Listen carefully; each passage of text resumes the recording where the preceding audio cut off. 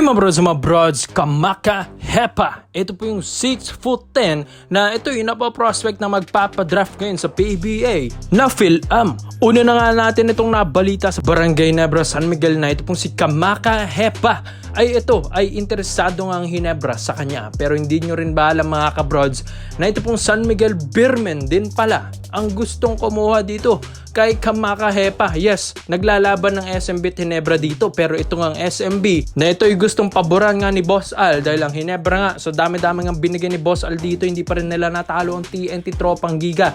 Kahit ang ganda na ng lineup nila, nabigo pa rin sila sa Commissioner's Cup 2025 ngayon. Kaya itong SMB naman ang gustong paboran ni Boss Al, kaya gusto niyang ibigay ito pong si Kamaka Hepa ngayong PBA Rookie Draft 2025. Yes mga brods, alam din naman natin na itong kakayahan ni Kamaka Hepa, isang athletic na big man ito, hindi rin basta-basta. 25 anyos pa lang ito mga kabrods, bata-bata pa, ang dami ng experience sa ibang bansa. Kasalukuyan naglalaro ito sa Fraport Skyliners dito sa Frankfurt, Germany. So iba na rin, ito po yung experience na ito po ni Kamaka Hepa, and nag-champion na rin ito dati sa college niya sa NIT taong 2019. So ito nga yung pinaka-inaabangan talaga mga brods dahil kakaiba yung skills na ito ni Kamaka Hepa.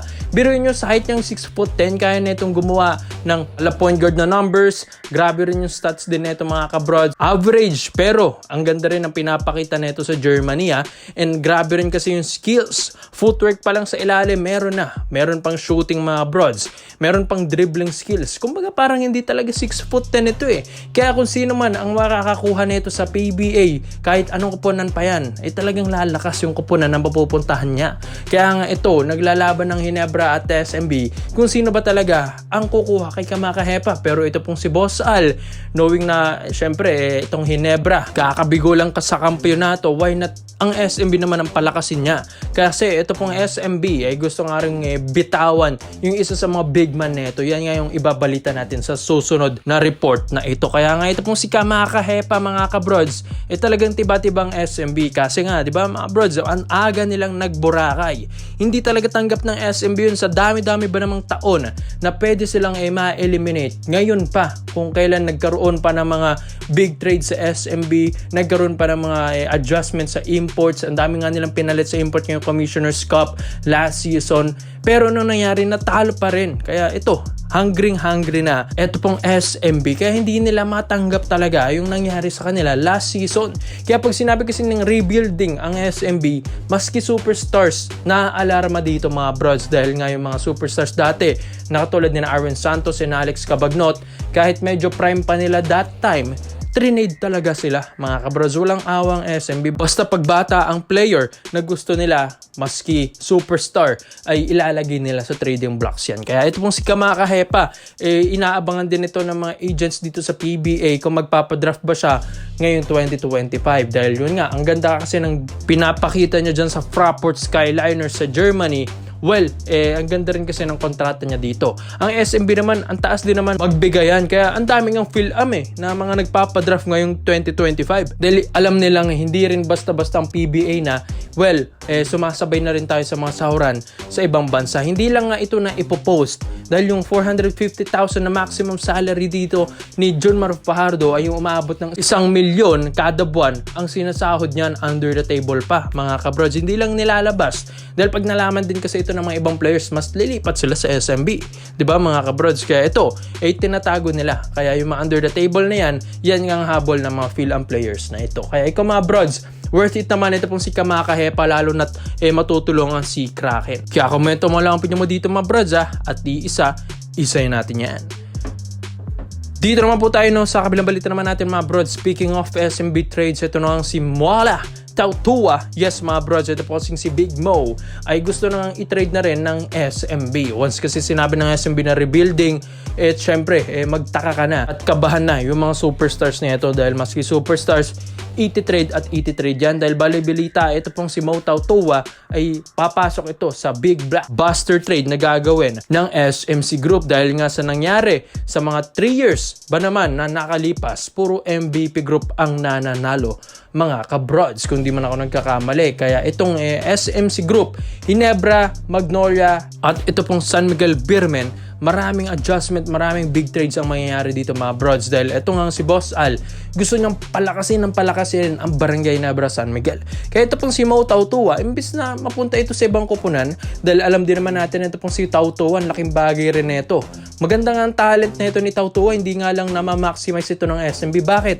Ang kapalitan ba naman niya si Dakraken, Junmar Fajardo, mga kabrods? Kaya syempre, hindi na ito makaporma at makakuha ng playing time, di ba mga kabrods? Kaya ito pong si Tautua, imbis na nagbumukmok lang sa bench, naglalaklak lang daw ng Gatorade, why not gamitin ito ng Barangay Nebra San Miguel? Yes, ito pong si Boss Al, gustong gumawa ng Big 3 team trade mga kabrods. Ayon sa mga reports natin yan dahil ito pong si Tautua ay malaking maitutulong nga na ito. Ito pong 6'8" big man na ito, na 2-time champion dito sa SMB, why not sa Hinebra niya gawin yan? Yes, alam kong mabibigyan ito ng magandang minuto ni Coach Tim Cone mga kabrods, dahil ito pong si Japet Aguilar ay hindi na rin naman bumabata ito mga kabrods. Kailangan din kasi ng katulong ni Japet. So ito pong sa pagkatalo ng Hinebra against TNT ngayong Commissioner's Cup 2025, ito na yung magiging lesson nila mga kabrods. Sabi nga ni na Coach Tim Cone and Boss Al na wala naman ito sa palakasan ng lineup. Nasa mabuting players ito mga kabrods kung i-execute nila ng maayos yung play. Dahil yung mga ibang players nga daw ng Hinebra dito inconsistent, at maski sa mga plays ni Coach Tim Cone na triangle offense ay hindi nga nila nagagawa. Kaya ito pong si Big Mo, na alam din naman natin mataas din ang basketball IQ nito sa paglalaro, physical kung maglaro. Well, yan din naman ang kailangan ng Hinebra.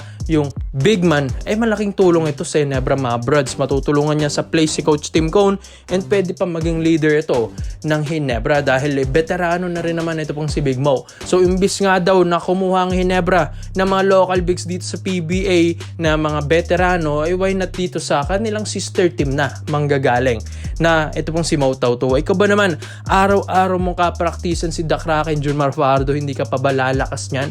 Kaya kapag ito pong si Mau Tautua ang pinapasok ng SMB, maski import nga, nahihirapan sa kanya kasi parang import din maglaro si Tautua mga brods. Yan ang maganda sa Hinebra.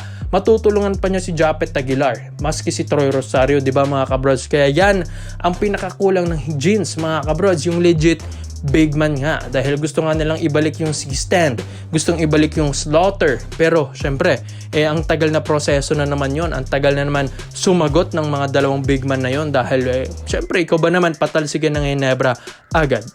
Kaya kay Mau Tautua na lang, mas madali ang proseso mga brods. 3-team trade lang yan, kilitiin lang nila ng konti yung Northport Bataan, pero papayag na yan mga kabrods. Pansin nyo kasi ang ganda na ng lineup ng Hinebra, muntik-muntikan pa nga TNT, di ba? Na game 7 pa yon. Ang problema lang talaga doon ng Hinebra yung big man. Kaya once na maipasok mo si Mau Tautua sa lineup ng Hinebra next season mga kabrods, mas maganda na lalo yung flow ng laro. May magandang point guard ka, may magandang shooting guard, forward, center. At isa pa dito, kung matatapat ng Hinebra ang SMB, alam na ni Mau Tautua kung ano ang weakness ni Junmar Fajardo mga kabrods. Syempre kasama niya yan sa SMB once na maging Hinebra team na siya. Kaya komento mo lang po dito mga brods, at isa-isa natin yung Tautua to Barangay Nebra San Miguel. Salamat po sa panonood mga brods. This is Phil Basketball. Yun lang, ama.